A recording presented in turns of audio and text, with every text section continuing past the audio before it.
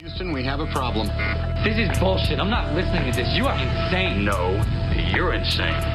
You simply do not have time for this crap. I'll use small words so that you'll be sure to understand, you warthog-faced buffoon. You shut your foul mouth! Yeah, that's my message for you. Fuck you and kiss my ass. You were just dumber than a bag of hammers. What you just said is one of the most insanely idiotic things I have ever heard. Everyone in this room is now dumber for having listened to it.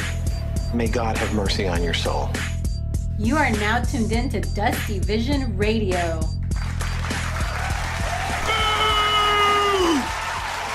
Dusty Vision Radio, Super Audio Network.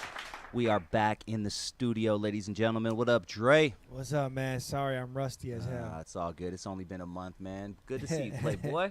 It's good to see you too, man. I missed you, man. I kind of missed you too. I can't even lie. I kind of missed that, like that. I didn't miss your breath, but exactly. I miss you. Yeah, it's been a crazy week, man. Obviously, a lot of shit's going on in the world, and we are here to help you escape from that, from all this election madness and everything that's going on out there. Thank you. You know, we're trying, man. We're trying, man. So everybody out there, light up your joint, grab a drink, and let's get this party started on the line. I have somebody who I'm looking forward to chatting with. He hit me up on Instagram, and he says he enjoys my show. And I said, yo, why don't you come on and we'll chat a bit, man. Ladies and gentlemen, all the way from Salisbury, North Carolina, I have Blue Atkinson. What up, man? What up, man? Good to talk to you, Playboy. Good to talk to you, too. Yeah, I had a chance to watch some of your videos on Instagram, man. So I'm definitely looking forward to, following up on what I was listening to. But let's go. Let's take it all the way back, man. Where did you grow up? I grew up in East Spencer on the east side. Okay, and that's North Carolina, right? Yeah. For everybody who's not hip out there. All right. And so to the best of your knowledge, before Crips and Bloods, I guess, even came to North Carolina? To the best of your knowledge, what other gangs were there before then? Skinheads. Damn. Yeah. Like that, huh? Yeah. That was like in Salisbury. They separated the blacks from the other, like, upper class. So the blacks was they was in East Spencer. Okay. Damn, and most of the skinheads, they had to run down the East Spencer to terrorize blacks and stuff. Yeah, we're talking the South, ladies and gentlemen, so keep that in mind. And I'm sure back then it was fucking nuts out there. Yeah, it was. Yeah, so the best. Yeah, go ahead. What were you gonna say? You go ahead. Okay. No, I was gonna say, to the best of your knowledge, when did Crips and Bloods, start popping up in North Carolina? And so already started popping up. The Crips started popping up around the 80s. Okay. Around the mid 80s. Because my homeboys, they was telling me they was Crips in the 80s in Salisbury. Most of them was East Side too. It was just East Side Crip down here at first. Okay. Do you know if somebody from LA brought him out there? LA, they was saying a guy named Little Blue brought him out here, and another gentleman, but I don't know him, and a couple more brought some from Baltimore, DC. It was all over. They would bring them from all over. Okay. So 80s, that's pretty early in the game. I'm gonna assume that crack cocaine probably had a lot to do with that. People moving across the country. They really didn't know nothing about no crack cocaine out here back in the 80s. I was told by my older gentlemen and stuff like that. They didn't really know nothing about no crack. They started know stuff about that back in the 90s when New York came down here.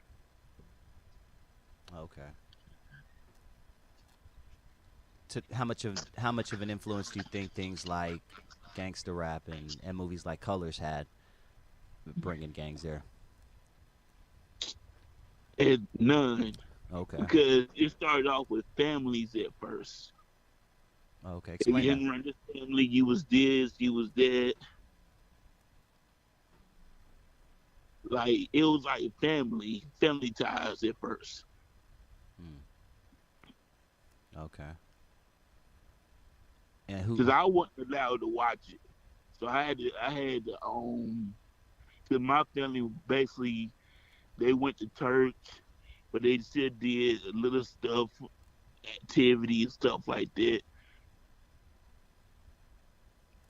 When you say activity, you mean like little street stuff in it, thrown in there? Yeah, street stuff. Yeah.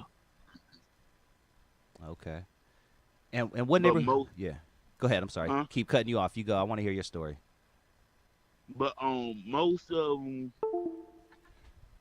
came down from New York, California, D.C. My family did, and most of them from South Carolina, Atlanta, from all over basically. Okay. What's the name of your neighborhood? Oh, my neighborhood, they usually call it Orange Street. Like Orange Street, Yeah. just the color orange. Okay. But they used to claim original East Side against the Crip. Okay. That neighborhood was just East Side Crip. And they were just where all the Crips out here, they didn't go by certain colors. They were just wearing blue. So the East Side Gangsta Crip, are they one of the first Crips that's out there? They the one the first sets out here was just regular East Side Crip. It was just the East Side Gangsta Crip. That was the second set. Gotcha. Then it was South Side Crip. Then it was West Side Crip, stuff like that. We never had a North Side Crip yet. I don't think so. Yeah. North Side gets left out a lot, I noticed. That's kind of weird, huh? Yeah. Right? You never hear like North Side this, North Side that. Nah. Huh. Interesting. Okay, so East Side Crip, we're talking early 80s or mid 80s. Who are some of the OGs that came before you? Wow. So it was a couple people in my family, and let me see, a couple people in my step family. It's like a family generation thing. You can't like